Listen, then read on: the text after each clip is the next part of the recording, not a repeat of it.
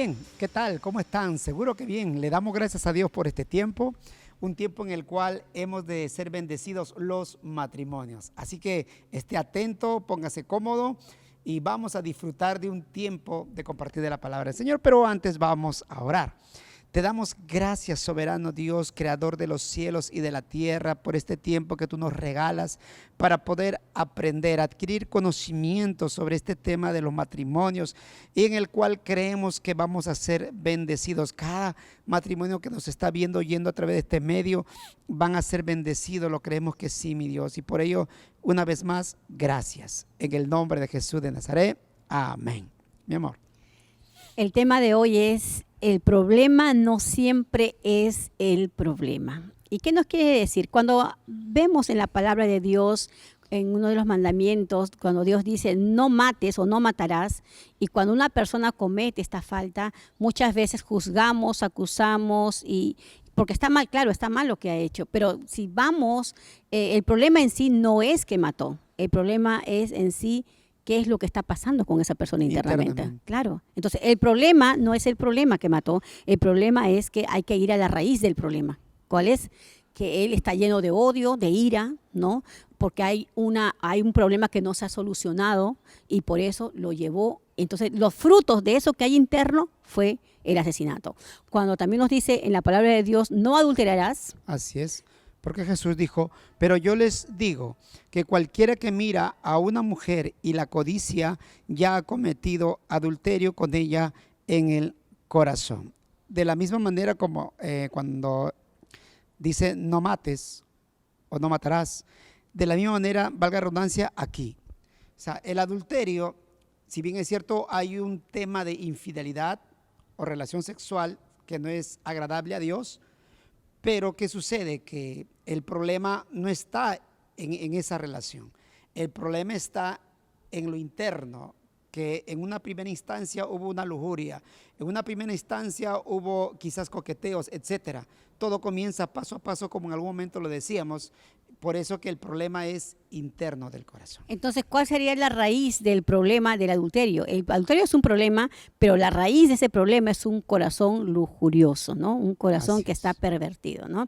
Entonces, la raíz del problema es el corazón. Entonces, muchas veces, cuando tenemos intercambio de palabras o pequeñas discusiones como esposo ante las circunstancias que se presentan, y me dice una palabra que tal vez me incomoda, está en mí tomar una actitud. O sea, yo puedo, ¿no?, decidir en ese momento ser humilde, sencilla y reconocer lo que me ha dicho, que sé que soy responsable, pero a veces la raíz que hay en mi corazón es de orgullo, ¿no?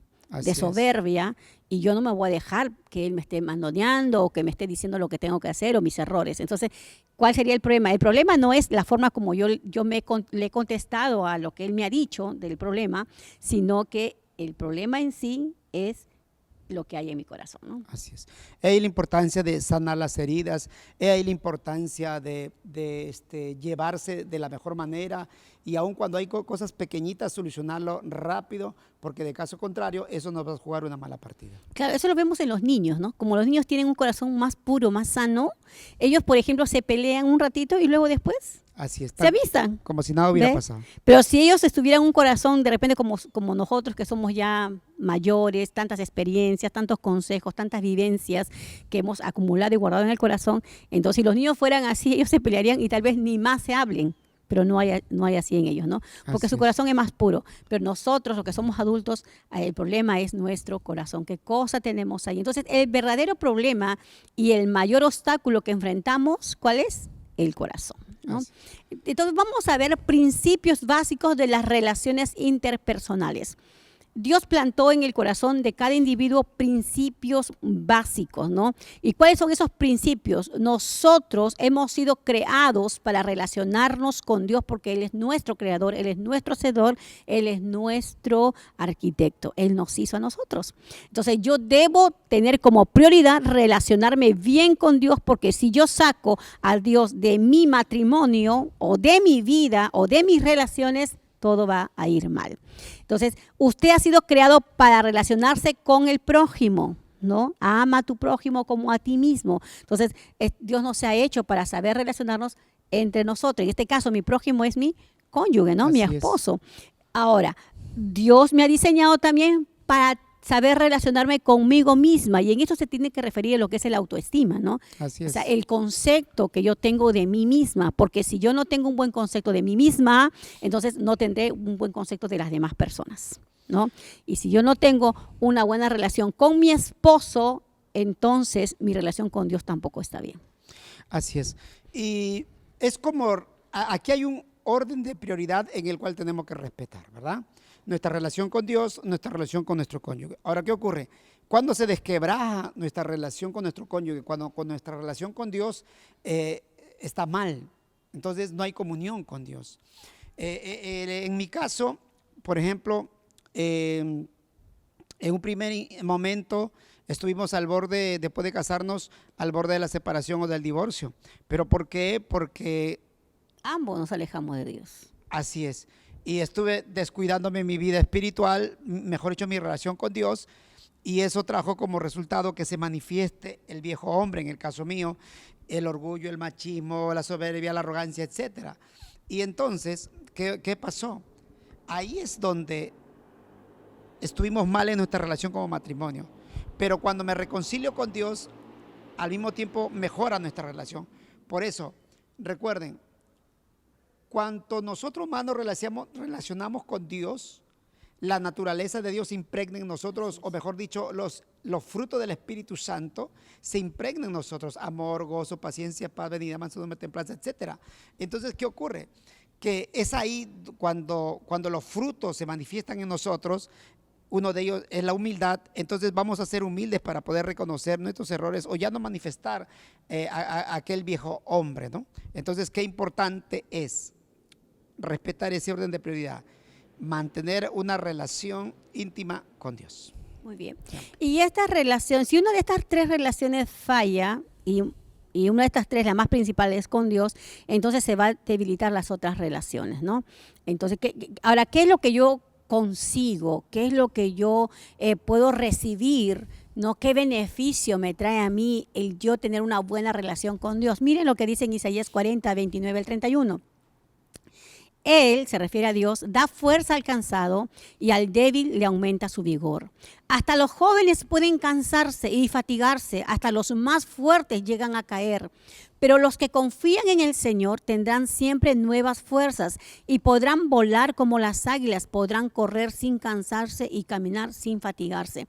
A veces en el matrimonio, siempre en el matrimonio va a haber inconvenientes, va a haber momentos difíciles, a veces nos vamos a sentir cansados, ¿no? de nuestros roles, ¿no? Nuestras responsabilidades como esposo, tiene que trabajar, proveer para la casa, ver la manera cómo hacer para que alcance todo, ¿no? Y pueda cubrir los gastos que se presentan.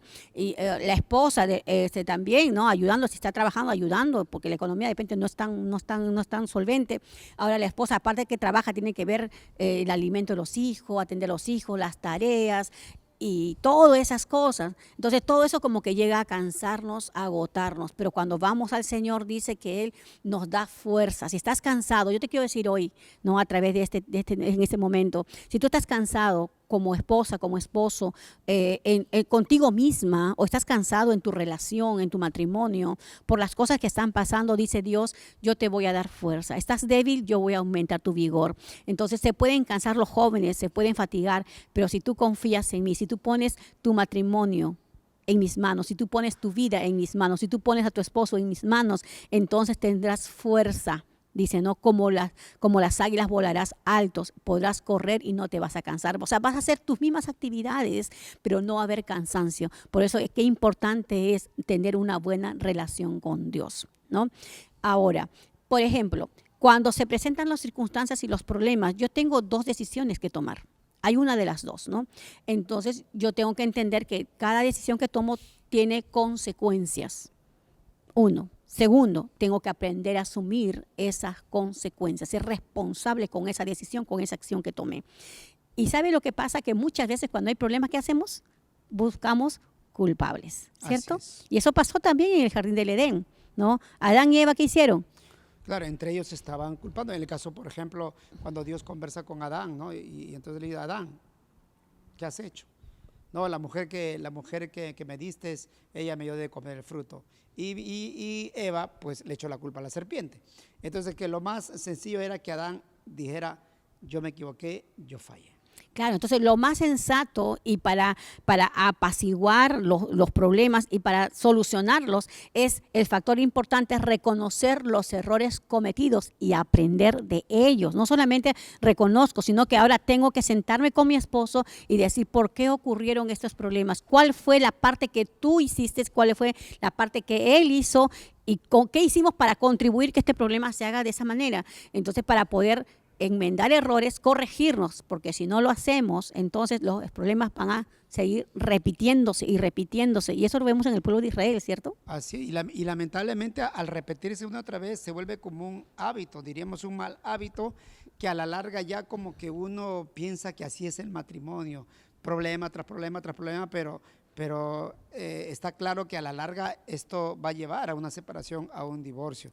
Entonces, sobre todo en el contexto en el cual estamos viviendo, en el tema de la pandemia, pues donde las personas están en sus casas, los matrimonios, con mayor razón están aflorando los problemas, valga la redundancia. He ahí la importancia de poner en práctica la humildad para poder saber reconocer, y el consejo es, aún de cosas pequeñas, hay que tocarlo y hay que practicar el pedir perdón. Es muy saludable y nos va a ayudar muchísimo. Claro, reconocer, pedir perdón y hacer cambios, ¿cierto? Hacer cambios, ¿no? Porque ese es el arrepentimiento, hacer cambios, ¿no? Si él enojaba algo de mí, yo tengo que procurar con la ayuda de Dios. Humanamente lo puedes hacer, pero te vas a cansar.